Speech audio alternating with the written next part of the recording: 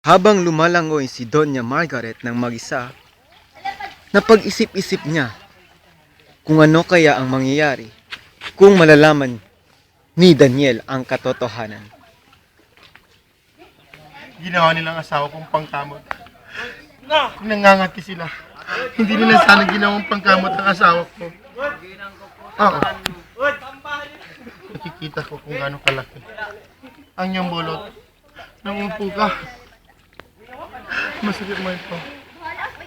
Kaya kailangan kong tanggapin. Hanggang sa dulo na walang hanggan. Hanggang tatapos ay iliw ko.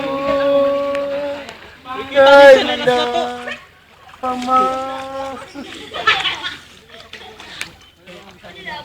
Abangan ang sumusunod na kabanata sa buhay ng isang butanding sa walang hanggan.